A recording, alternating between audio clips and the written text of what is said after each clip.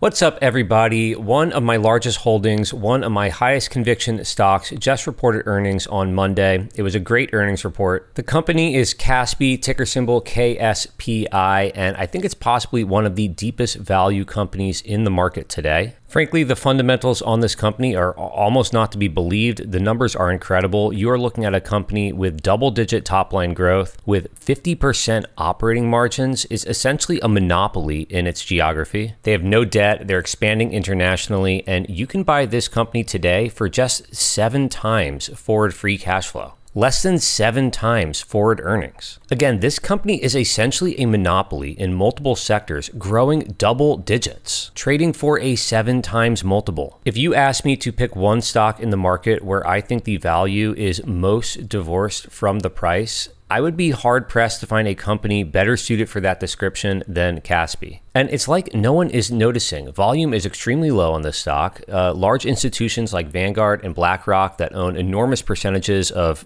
pretty much any publicly traded company, they don't have huge percentages of Kaspi. Even just using my small YouTube channel as a data point, I posted a video on Kaspi a few months ago. I think it's possibly the least viewed video on my entire channel. No one's looking at this company. No one cares about this company. I think there is a massive opportunity here that the market is missing. So let's dive into it.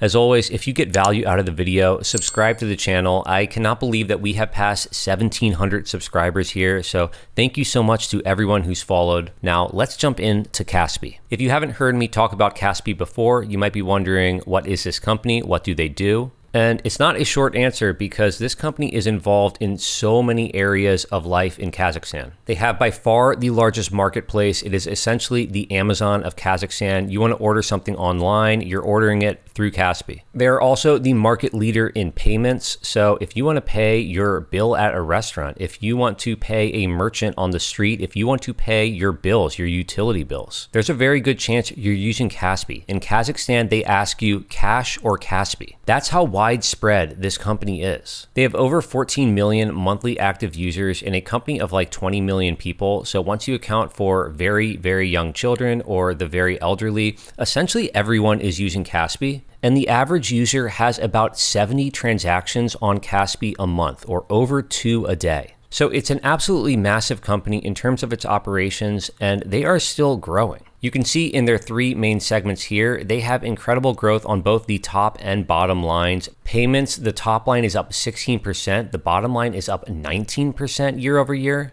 Marketplace, they've been rolling out e-grocery. So in the main cities in Kazakhstan, you can order your groceries on Kaspi, have them delivered to you. Revenue for the entire segment up 25% year over year. Net income only up 13% because a lot of this growth is from that e-grocery segment, which is lower margin, but still 13% growth on the bottom line is fantastic. Their fintech segment is like a banking division. There are a lot of people who have their savings with Kaspi. They have accounts with Kaspi where they deposit money. They say interest rates have been very high recently, so that's been a headwind to earnings here in the fintech segment, but still 8% growth on the bottom line year over year. When you combine everything together, their core business is growing 20% year over year on the top line and 14% on the bottom line. Despite penetrating the entire country, this is still a high growth business. Keep in mind, the stock is trading for just a multiple of 7 on its forward earnings. I don't know how many more times I'm going to mention that in this video, but this is a massively profitable, growing business that's essentially a monopoly, trading for cheaper than, the average tobacco company. The next slide, they show off their growth in grocery. It seems that every time Kaspi wants to take over a new industry, they scale incredibly quickly. They launched this only a couple of years ago, now up to over 1 million customers here. Now this is available in the 5 largest cities, and it's probably only going to expand more, I would imagine. They've started offering these fixed rate term deposits. So if you want to deposit your money with Kaspi and earn a fixed interest rate over a certain period of time, you can do that. They've had quite a bit of new inflows from this product. However, because the interest rates are really high right now, it's not contributing as much to earnings. But with most of the new things that Kaspi rolls out, they're more focused in the beginning on taking over the market, on capturing market share, and then they become profitable later on. Kaspi Pay merchants can now accept payments from customers of other banks. So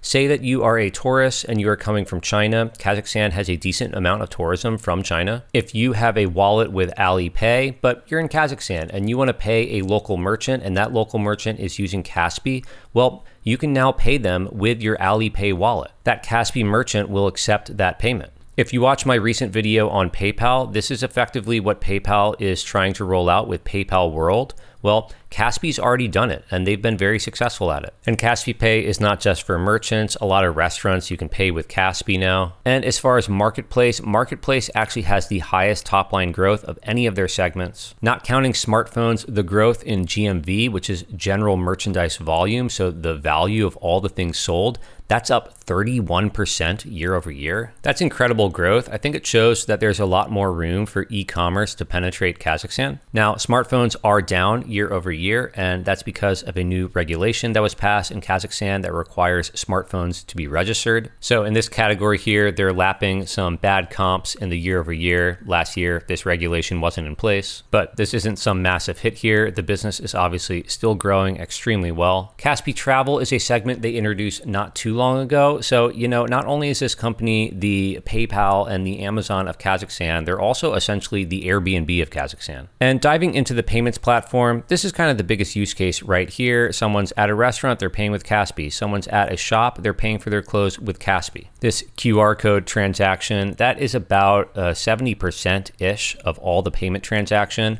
The next largest segment, 17%, is people using Kaspi to pay their home bills. So if you want to pay your utilities, you can pay them on Kaspi. And in spite of the fact that the take rate, how much Kaspi is taking of this total payment volume, is down a little bit year over year, we see that net income is actually growing faster than revenue, which is not what you would expect if the take rate goes down. Revenue's up 16%, but net income, the bottom line, is growing 19% year over year. And they're attributing that to tight cost control and operating gearing. Essentially, their operating expenses are lower, so you got better growth on the bottom line than the top line. Pretty much everything in this report is exactly what I want to see from the company. Marketplace, our fastest growing platform, number of purchases up 35% year over year. Now, a decent amount of this growth is from small ticket items like e-grocery. So we see gross merchandise volume, the actual stuff that's being sold on Marketplace, that's only up 15%. Probably the only thing that's a small negative in here are, lower smartphone sales, but we knew this. The company already talked about this on their last earnings call, and it's not like it has some devastating effect on the company. They say gross merchandise volume growth was impacted by lower smartphone sales, and yet the year-over-year growth is still 22% in this category. Pretty much everything here is exactly what I want to see. In their fintech platform, the most profitable part of this for them is their financing for merchants.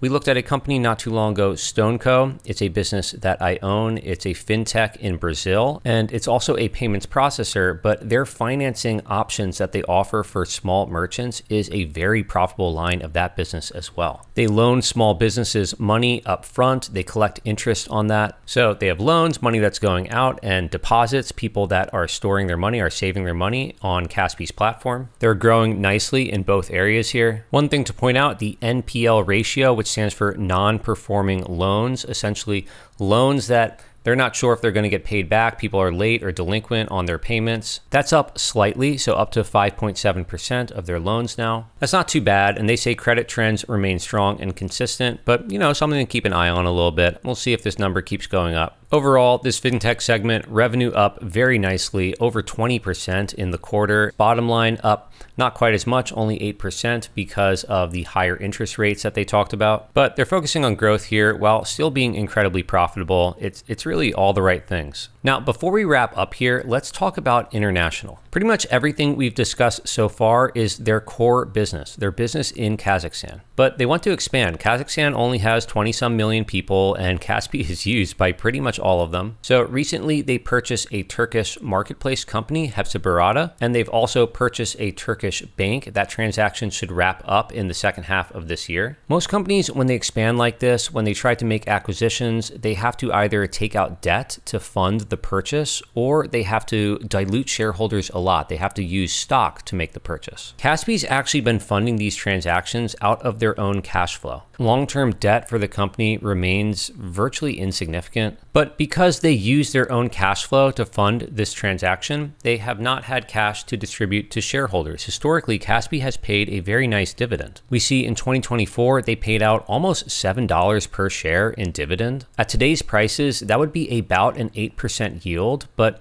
instead of distributing to shareholders, they want to expand. They want growth, and they think that the best long-term option for deploying capital was to try to expand in Turkey. I think there are certain shareholders that will only buy stocks with dividends, and once the company cut their dividend, probably that added to selling pressure on the stock. I think this could be one reason that the stock has been down, but management was asked multiple times on their earnings call, what are you doing with capital going forward in 2026? Are there going to be buybacks? Are there going to be dividends? And the CEO didn't give specifics, but they did say next year there's going to be a balance between distributing capital to shareholders either through dividends and buybacks and investments, meaning growth. So basically this year it was very capital intensive. They wanted to buy Hepsiburada and this bank. Next year, 2026, I expect either buybacks or dividends to resume to some extent. And I think this could be a catalyst for the stock. Now, diving into Hepsiburada, last year and the beginning of this year, certain marketplaces in Turkey were the subject of protests. This was in part over the situation in the Middle East, but now it looks like GMV is bouncing back pretty nicely, up 16% year over year in this quarter. Although I probably should mention that last year, Q2 2024, that was a pretty bad quarter for them with all of these protests. So this comp, the 16% year over year, it's a pretty favorable comp, as they say, meaning last year's period was weak. So it's making this jump look perhaps artificially good. Still, Hepsiburada's marketplace performance, it doesn't look too bad. I mean, keep in mind, this is actually not a profitable company at this point. They are losing money on this. In the grand scheme of things, it's not that much money for Kaspi. So looking at just the big consolidated numbers, we see revenue growth was up about 20% in their core business. That's the red here, that's Kazakhstan. If you add in Hepsiburada, obviously that's a bunch of additional revenue. So it makes the revenue growth look incredible. But Hepsiburada, this whole Turkey segment is not profitable. So looking at net income, we see that the red jumped up about 14%. That's really good growth on the bottom line. But once you account for the fact that Turkey was losing money, the bottom line growth was only 7% here. We'll have to wait and see what margins end up looking like for the Turkey segment. They think that there is a long-term opportunity here. Management has historically been great allocators of capital. Often when they enter a business or segment, it is not necessarily the most profitable at first, but they have an excellent track record here, so I trust management's decision-making. I want to point out that the management of this company, by the way, owns about half of the stock. The CEO owns close to a quarter of the company. The chairman owns more than a fifth of the company, and the rest of the management position has 4%. So about half of this company is owned by management. They have an enormous amount of skin in the game. They definitely want to make the best decision long-term for shareholders. They reiterated their full year guidance, which is about 15% growth on the bottom line. I think they're going to hit this. They say here again in 2026, we expect a balance between cash returns to shareholders and investing in growth. So they're going to return to either dividends or buybacks for shareholders in 2026. They're saying all the right things. Now, let's go back to our sheet and let's see what we could expect for a return on our investment today if we buy Kaspi stock. I don't think I'm making many crazy assumptions here. I'm assuming 10% revenue growth annually on the top line over the next 5 years. I think this is a bit conservative. Right now, they're significantly outperforming this. I'm assuming operating margins pull back a little bit, which as they expand in grocery, as they expand in Turkey, some of these areas, the revenue mix might be a little bit less profitable. So operating margins could pull back a little bit more. And as far as a multiple, I'm giving this company just a 10 times multiple of operating income 5 years from now. In my opinion, this is still an extremely cheap multiple. For a company that is growing as well as it is, it has a virtual monopoly. I mean, basically, I'm giving them such a cheap multiple because it's in Kazakhstan, and I just feel like people are not going to pay up for this company. If I were just looking at the quality of the business, I think a 20 times multiple wouldn't be unreasonable. But still, with just a 10 times multiple, I'm looking at a 26% annualized return over 5 years for Kaspi stock. This is more than a triple. And in my bear case, where I'm assuming just 5% growth on the top line, margins pulling back significantly to 40% operating margin, and I'm giving them just a 6 times multiple. And even if these assumptions come true in this scenario, I'm still looking at a 5% annualized return on the stock today. This is an incredible risk reward. And as far as the bull case, I'm assuming revenue grows at 14% on the top line over 5 years. Right now, they're hitting that. I'm assuming margins expand as they benefit from scale. And I'm only giving them a 15 times multiple, which is nothing absurd. This is not some crazy valuation that I'm assuming that this company will have. And if this scenario comes true, you're looking at a 46% return every year for 5 years on this stock. Again, as I said at the beginning of the video, I'm hard pressed to find any company in the entire market that is offering better risk reward today than Kaspi. Yes, it is an international company. They are in Kazakhstan. There are not many people who are following this, who are invested in this. It probably will be very volatile, but I think the long term looks very bright for Kaspi. Now, I don't think we've even looked at the chart yet for this company. I mean, it hasn't really done much. The stock is down pretty significantly over the past year. On this earnings report, the stock jumped about, 10%. Now it's up close to 15% from before the report. Even still, I think at the current prices, Kaspi is just a steal. This is not a recommendation for anyone to buy or sell Kaspi stock. I'm just telling you what my opinion is and what I'm doing with my money. For me, Kaspi is a large holding. I'm buying more at the current prices. I think it's still extremely undervalued, and I think that in the future, the stock will be meaningfully higher than it is today. If you got value out of the video, subscribe to the channel. If you agree or disagree with anything I said here, I would be really interested to know where. I love hearing other opinions. So leave that down in a comment below, and I hope to see you all in another video.